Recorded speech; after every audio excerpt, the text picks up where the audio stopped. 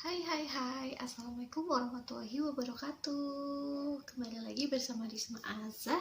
Dan kali ini Risma bakalan ngasih tunjuk ke kalian obat-obat apa aja yang aku minum, gimana efeknya, dan berapa harganya dalam mengobati PCOS. Penasaran? Saksikan terus videonya.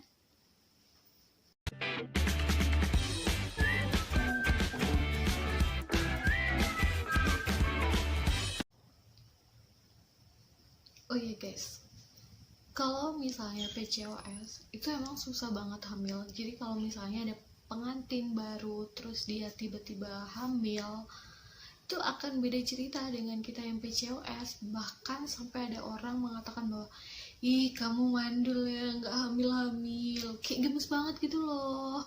Kita tuh udah berusaha tapi ada orang aja yang mengatakan kayak gitu. PCOS itu bisa disembuhkan kok, bisa hamil, cuman memang butuh waktu, sabar aja. Pengobatan PCOS juga mahal kok, kita juga berusaha ngeluarin duit, tenaga, terus dan segala macam apa yang kita kerahkan buat penyembuhan PCOS, ya kan? Please, kayak gitulah. Ini obat-obat yang aku minum. Jadi ada 2 pengobatan yang terakhir, dan aku sampai simpan struknya. Dan kalau misalnya ada obat-obatan yang dari dokter itu sampai aku searching, ini tuh obat buat apa sih gunanya, kayak gitu. Aku akan share ke kalian tanpa skip ya. Untuk pengobatan pertama aku dikasih Nurelut. Jadi kalau aku searching itu Nurelut itu kayak progesteron gitulah intinya, mungkin biar hormonnya naik, mungkin. Aku dikasihnya 15 tablet, harganya Rp109.335. Terus buku medik itu 1 buah, harganya 15.000. Terus kondom sutra itu harganya 3,5. Kondom sutra ini digunakan untuk USG transvaginal kayak gitu. Terus untuk BA-adminnya 40.000. Kemudian obatnya Inlacin, itu kayak aku baca tuh obat diabetes untuk menurunin kadar gula, mungkin biar insulinnya biar bekerja kali ya, nggak tahu lagi. Terus itu dikasih 30 kapsul, harganya Rp174.240. Terus untuk konsultasinya, aku konsultasi di klinik di daerah Jakarta Selatan itu 215.000, terus sama USG transvaginalnya adalah 135.000. Jadi total untuk perawatan pertama itu Rp692.075. Ingat, biaya ini kalau PCOS bisa ditanggung oleh asuransi BPJS atau asuransi umum. Cuman kalau misalnya ada program hamilnya, itu dijamin tidak akan ditanggung. Kalau PCOS 692 ini aku ditanggung, jadi masih aman lah. Saya nggak tahu ya, obat ini itu berguna banget sama aku. Jadi intinya obat yang saya bacakan itu cuma Nurelut sama Inlacin. Jadi setelah minum obat ini, mens aku tuh lancar. Yang biasanya 3 bulan sekali, 2 bulan sekali, aku sebulan sekali lancar. Dan itu selama 3 bulan berturut-turut aku mens lancar, alhamdulillah. Terus kemudian setelah 3 bulan mens lancar, aku tuh langsung kayak mikir, mens aku udah lancar, apakah PCOS aku udah sembuh? Dan aku tuh pingin memastikan itu waktu kontrol kayak gitu. Nah kemudian waktu kontrol itu sama dokter disaranin kayak promil kayak gitu. Terus pada saat itu kan saya di USG lagi. Pada saat itu USG-nya tuh mengatakan bahwa ini sel telur ada yang mau matang, tapi sel telur yang matang itu bukan untuk hamil, dipersiapkan untuk hamil, tapi untuk mens. Jadi nggak tahu kelihatannya dari mana, pokoknya dari USG itu dokternya bilang kalau aku tuh mau mens kayak gitu. Terus aku dikasih lah obat. Jadi pengobatan kedua ini aku habisnya Rp845.620. Rinciannya aku akan bacakan.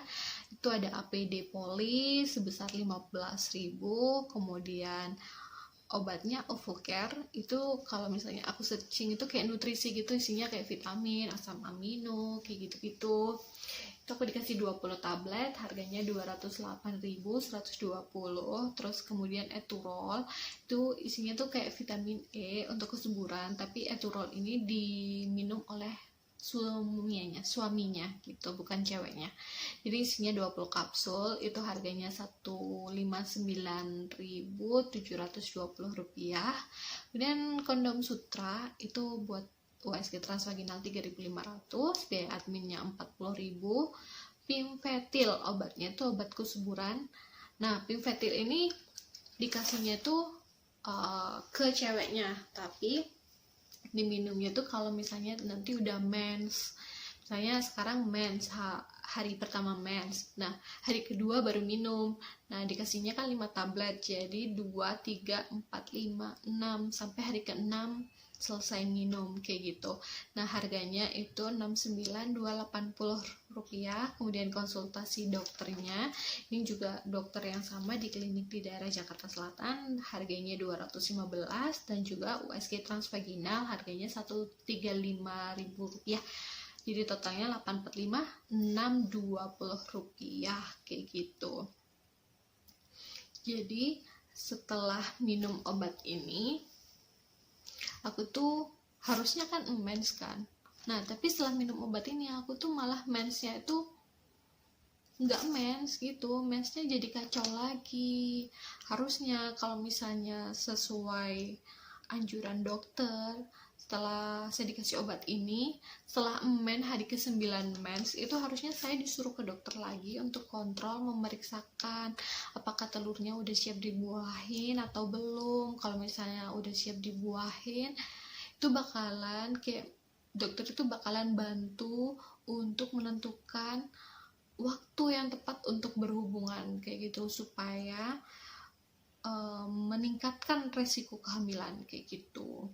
Tapi kalau misalnya enggak, dilihatnya masih belum siap, jadi tuh kayak bakalan disuruh tes lagi. Jadi untuk tesnya itu dua-duanya tuh tes. Jadi yang cowok itu untuk menguji spermanya, terus yang ke cewek ini untuk menguji apakah ada sumbatan atau enggak. Pokoknya ada tes lagi kayak gitu harusnya.